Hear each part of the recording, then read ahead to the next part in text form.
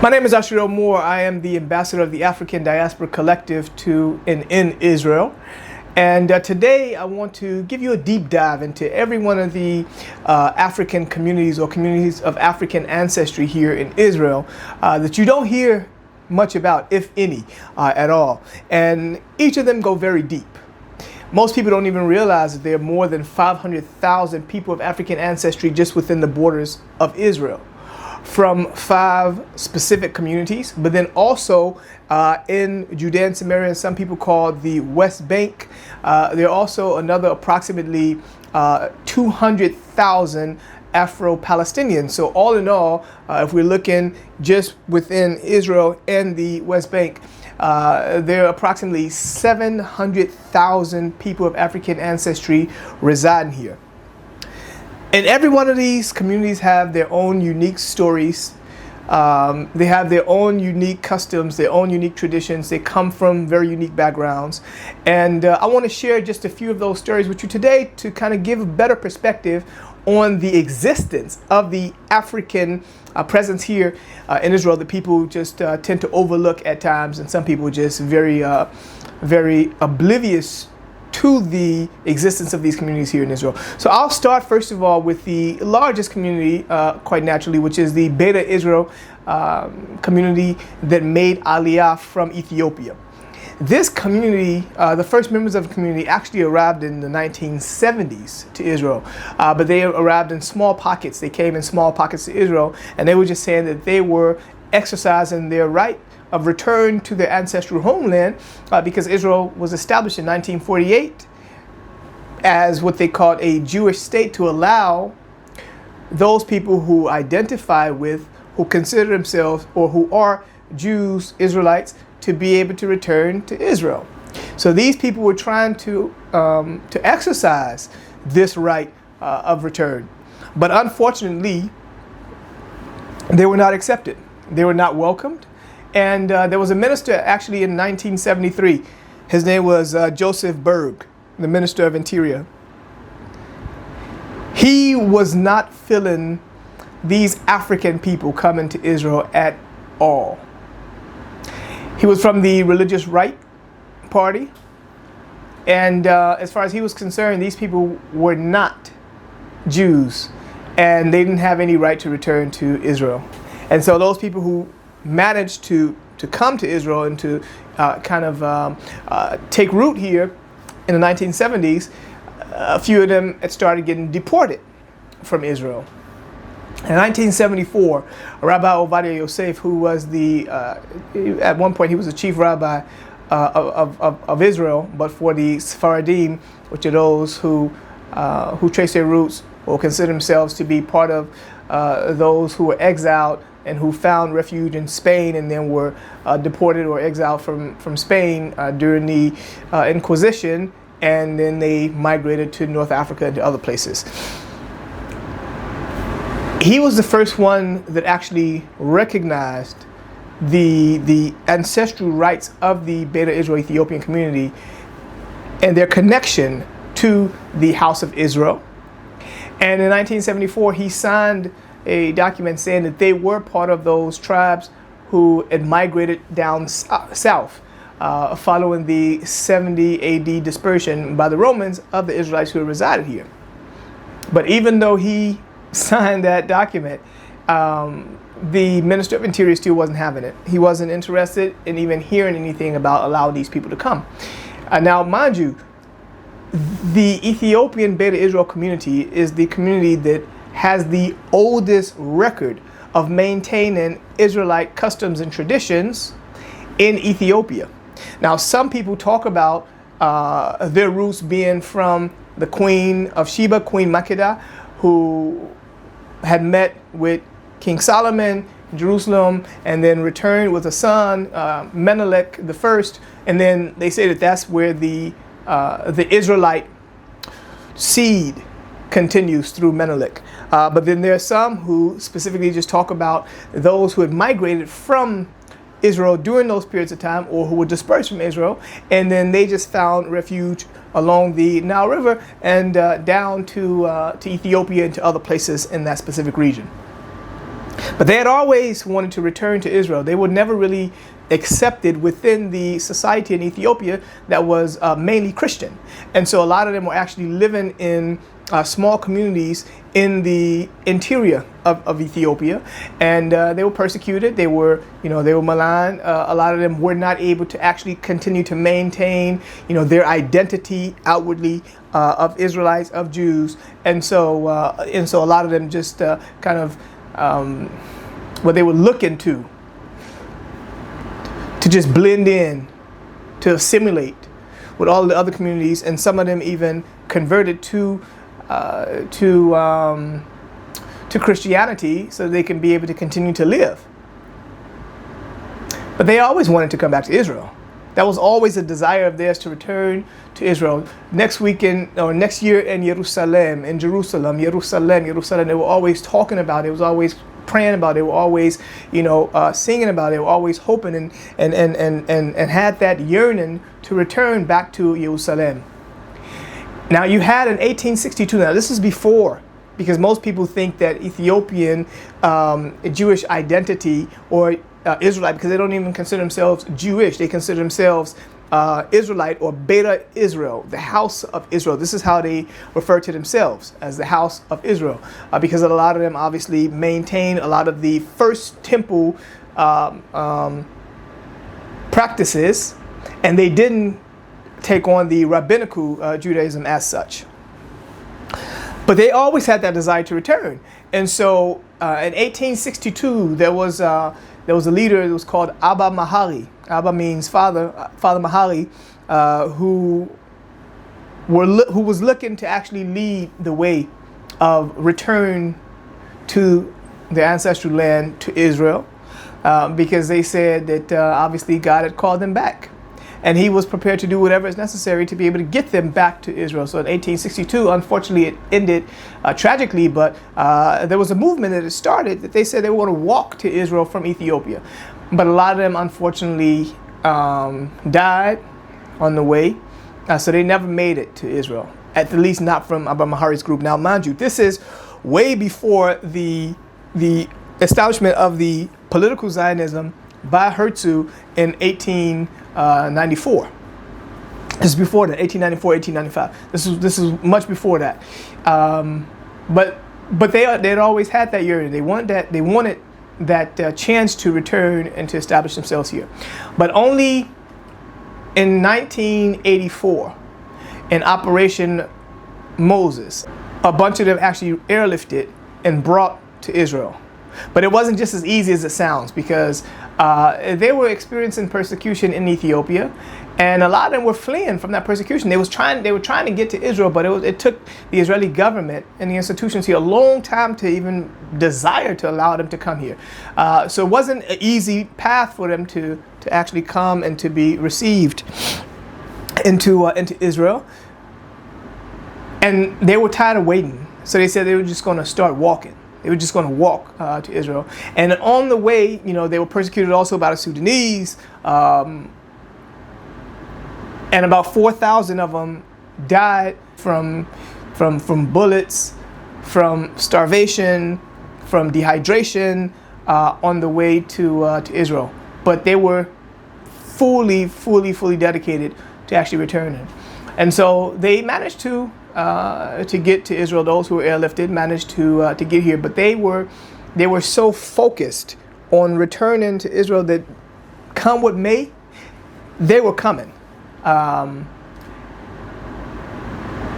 when they arrived to Israel, it wasn't the easiest. It wasn't the easiest reception that they received either. Many of them were asked to actually go through a reconversion process, because they said that they were not Jewish, or they were Safek Yudim, they called, which means that they were, their Jewishness was called into question. They weren't not. The rabbinical authorities were not sure about their Jewish identity, so they asked them to go through, a more stringent conversion procedure as well. Some of them had to relinquish some blood. Some of them had to get back into the mikveh, into and to baptize themselves. That's get into the mikveh, a body of water, and to kind of purify yourself. And then obviously that's one of the customs for going through a conversion procedure. And then a lot of them were told that they were going to actually be placed in Jerusalem. So a lot of them were hoping and anticipating, that return to Jerusalem itself. But unfortunately, they had dropped them off in different places in the country, in absorption centers, in Ashkelon, and in Haifa, and in Beersheba, and in Netivot, and all these other places. They were very much far away from Jerusalem, but they never told them they were actually not in Jerusalem. So as far as a lot of these elderly people were concerned, because mind you, most of them didn't really know the language. They continued to pray in English, in Hebrew, and also in Ge'ez, which is another Afro-Semitic language in Ethiopia, but they didn't speak Hebrew, and they were not familiar with the landscape of Israel, so they really didn't know where they were being placed. They thought they were going to Jerusalem, to Jerusalem, but they were placed in all these other places, and it was hard to actually help them to merge into the Israeli society, because they had a lot of customs, a lot of traditions. Culturally, they were very different from the people who were actually here. And so that adjustment was very, very hard for those people who were coming from Ethiopia to Israel. A lot of them really didn't come with degrees and work backgrounds specifically or whatever, because a lot of them were coming from the interior. And so that adjustment was quite hard for them, quite hard for the community. And it was unfortunate because of the fact that they were very different culturally, and because it was customary in Ethiopia to birth a lot of children. You having relations with your wife, with your husband, it's a natural process that you're going to conceive a child and bring children. But the people who were actually in Israel, there was a Western mentality of actually just having a very small amount of children. So because of these Ethiopian communities or families, were actually families that believed in large families and a lot of children, they were given these Depo-Provera shots that were contraceptives, right? But they told them it was something else. They told them these were customary shots that they need to take so that if they had any diseases or anything in Ethiopia, this would be able to then cure that. And it wasn't true. They didn't know what they were receiving for a long period of time. But then that was outlawed. To give these people shots to prevent them from being able to bring children, because culturally that wasn't accepted in Israel, even though a lot of those people who came from the Sephardic and the Mizrahi communities, those who from North Africa, those from other Arab countries who had migrated, Iraq, Iran, and other places, Persia. Those people also, it was also acceptable in their communities and their cultures to have a significant amount of children. It was different from the Europeans who had made Aliyah to Israel. Very different. They were very different. But their process in Israel was a very challenging one as well, because one, it was hard for them to actually kind of merge into the Israeli culture. Two, it was very different for them. Three, they really weren't looked at as Jews like everyone else. So we were kicked out by mistake, but we're back anyways. So we'll pick up right where we left. So the Ethiopian community, the Beta Israel Ethiopian community, had some significant challenges with melting into the Israeli pot. And so as a result of that led to, one, the Beta Israel Ethiopian community not feeling part of the greater Israeli society. Number two, it led to them feeling that they needed to do more, to prove themselves more, so that they could be held at the level of excellence that a lot of them already had. But because the society wasn't so welcoming, and they had to do more work to be at the same level with other people who weren't doing as much as they needed to do. But nonetheless, they showed great courage, and vigor, and steadfastness, even in the midst of a lot of the experiences that they had. A lot of these people, second generation born into Israel, they went on to do incredible things in Israel. They went on to show, the type of stock that is within this specific community. And so I'm not going to go deeper than that, because obviously we could talk about this community, for the next few hours. And what I'll do, I'll break this down into other segments so we could be able to go deeper into each of these communities. But secondly, I want to now deal with the African Hebrew Israelite community. The African Hebrew Israelite community is a community that had initially migrated to Israel in the early 1960s, in the late 1960s, 1968, following the vision of His Excellency Ben Ami Ben Israel, who had a vision that it was time to return and to resettle in our ancestral homeland, coming from the United States of America, experiencing 400 plus years of enslavement in America, both chattel slavery, and then afterwards the Jim Crow era. And in the 1960s, the early 1960s, they realized that we had nothing left to look for in America. The American society didn't want us there any longer, even though our brothers and sisters were marching for civil rights and looking to integrate into the society of America. That society really wasn't welcoming. And I understand, because the society wasn't built for us. We were brought there against our will. And a lot of us also were brought there because as Israelites, we believe and we know, and it's proven by the text of our fathers, is written in the Torah, that we will go into an exile. When you look at Genesis 15 and 13, it says that know for surety, when God was talking to Abraham, that your seed will be a stranger in the land that is not theirs, and they will serve them and afflict them for 400 years. And also, when you look in the book of Deuteronomy, the 28th chapter and the 68th verse, it also says there that we will be taken into this new captivity, but this time by ships. And it also explains a little further when you continue, when you look earlier in the chapter.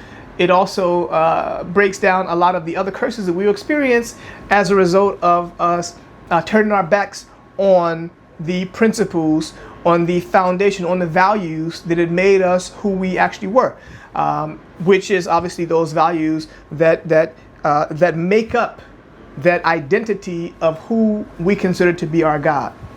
And so in the 1960s, the spirit was moving in the midst of people in America, and a significant amount of those people were in the North, in Chicago and New York and other places, where they understood that their identity was other than what they had been told for a long period of time. And throughout the enslavement period, our fathers and our grandfathers and our great-grandparents, they sang about the River Jordan. They sang about Canaan's land. They sang about returning to Israel. They sang about these things. They prayed about them. They hoped to be able to return to their land, because we know that according to history, a significant amount of those people who were taken from the western coast of Africa and brought into America to be enslaved, they were taken from the Bight of Biafra. And we know that in the Bight of Biafra, a significant amount of those people who the world just identify as Nigerian, those people were actually called Igbo. The Igbo tribes were the Israelite tribes who had migrated from Israel through North Africa, down the Niger River, and settled in Senegambia and other places, and then also found refuge in Nigeria and settled there. And obviously they had been also oppressed by the locals, and then we know about the genocide of the Igbos in Nigeria in 1967, that a significant amount of them were actually slaughtered because of their identity. And a lot of those racial slurs that we hear about the people say about Israelites, about Jews, about these people in Ethiopia experienced that in Ethiopia at the hands of other local Ethiopians. The Igbo brothers and sisters in Nigeria experienced that at the hands of other Nigerians. And a significant amount of those who were taken into America to be enslaved, they realized, they remembered who they actually were. And when you look at, for example, the chronicles of Oluda Equiano that he wrote in the late 1800s about his voyage, about his experience, being taken at 11 years of age to be enslaved, but then he managed to buy himself out of slavery. It'll tell you a lot about how our brothers and sisters who were taken into America, how they saw their identity, how they saw themselves, how they knew who they actually were. And when you look at slave voyages, for example, it gives you a breakdown of a lot of the people's names who actually changed when going into America. And we know that one of the best ways to disconnect a people from their heritage, from their identity, from their history, is to change their names and to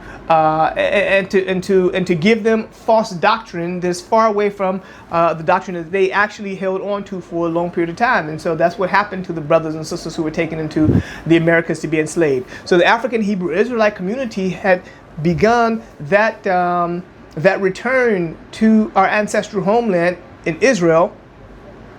And the first members made it here in 1968 and 1969 under the Law of Return.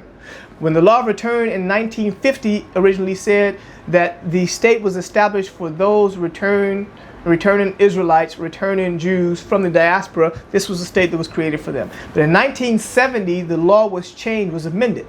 Now, in this new law, it said that only those people who could prove that they were Jewish based on having a Jewish mother or had converted and did not hold on to a different religion were able to then be accepted under the Law of Return, which we couldn't obviously prove. So the first members of the community who arrived in Israel in 1968, 1969, 1970, they were accepted. But then Israel changed. Again, Joseph Berg, who was the then Minister of Interior, he was very anti the community, very anti, again, I mean, he just had an issue with people of our color, of our skin hue. And so they fought hard to deport a significant amount of us out of Israel. And we held on, we held on. So a lot of people, renounced their American citizenship so that they wouldn't be able to get deported out of Israel. And you would hear probably sometimes that people would say these people came to Israel under a false pretense and then said that they were, tourists and then overstayed their visas. That's absolute nonsense. These people came legally to Israel under the Law of Return. They outwardly announced that they were Israelites, right? Because the tribes of Israel are divided into 12 tribes, not just one tribe of Judah, but there were 11 other tribes. And we know that 10 tribes were exiled from Israel in 721 BC by the Assyrians, and those are who they refer to as the lost tribes of Israel. But we were never lost. We were very much found. We simply just were not in our ancestral land any longer. And so when we returned to our ancestral land, it was an issue now because the people who were here, who established the state, really didn't want to recognize us and didn't want us to be here. But we still managed to overcome that rejection that we experienced and that we still experience today, and to establish a community, a model community that's based on fundamental principles of truth, of honesty, of love, of family, of peace, of equality, of justice. All of these things are what we established in the community in Israel, then established our own institutions internally because we were not welcomed into the other institutions of Israel. So we established our own school.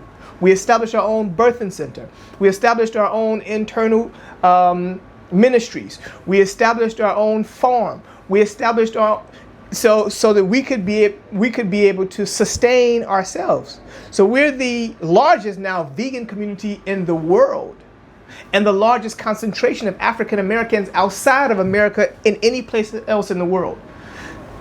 We're right here in Israel in the Village of Peace. This community has drawn to it significant amount of celebrities. Martin Luther King III was here. Whitney and Bobby Brown were here. The Neville brothers were here. Stevie Wonder was here. Amari Stoudemire, Megan Good, Blair Underwood, and a whole bunch of other people came to be able to experience this community, to see what we managed to build while we had the weight of the world on our shoulders, trying to climb up this slippery slope. But we managed to still overcome and managed to still do it. And I think that's the greatness of this community in Dimona, or one of the greatnesses of this community. And then we also have the asylum seekers from Sudan and Eritrea. The asylum seekers from Sudan and Eritrea originally came to Israel in 2007. They began to come to Israel in 2007 because they were fleeing the wars. As a result of that, obviously they're obligated to allow people who are fleeing persecution to be received as asylum seekers into the country. But the Israeli government never really welcomed them. They called them infiltrators because they didn't come into the country legally. But what people who are fleeing persecution would have documentation to be able to show. You just get up and you leave with the clothes that you have on your back, and you go and you seek refuge in the nearest place. And it wasn't Egypt couldn't receive them, so the only other option in this area, a democratic country, to sign on to the Geneva Convention on refugees, then they were the only. Israel was the only other state that was able to actually receive them, but they never did. So these people also experienced a lot of hardships. A significant amount of them were locked up in these makeshift prisons in Cholod and other places. The government did all they can to be able to kick them out, to just not allow them the opportunity to even seek asylum here. They never really wanted them. But these people also, they've been steadfast. Now, a lot of them want to go back to their countries. They don't really want to be here in Israel, or they want to go to other countries, but they want to make sure that they're safe, they're secure. And that makes a lot of sense, because you don't want to go to a third country and you have no way to be able to take care of yourself. You can't do so. If you're already in Israel, you may as well find the best means to be able to sustain yourself in the meantime, until at least you have the opportunity to go back home. And that's what they've been doing for the longest period of time being here. Then you also have the Afro-Bedouin community. The Afro-Bedouin community is a very unique community, because a lot of them trace their roots back to, we trace our roots back to the Israelites, but they trace their roots back to the Ishmaelites. And so a significant amount of them have been here for thousands of years. They could go back and trace, their roots back to their ancestors. You have some people who could actually give you 20, 30 generations back of people, who had maintained their existence on this land for thousands of years, and they're still here. But people are not really familiar with them. But the majority of them are living in Rahat, a city called Rahat, and another city called Segev Shalom. But then you also have others who are living in East Jerusalem and other places. Then you have the African American Jews. African American Jews, along with a lot of others like Igbos, like Ghanaians and others who are here. But the Ethiopian, the African American Jews are basically Jews who had converted either to Judaism halachically or were born into it. But nonetheless, they do fit the description of people who are eligible to return to Israel under the law of return, and so that's what they've done.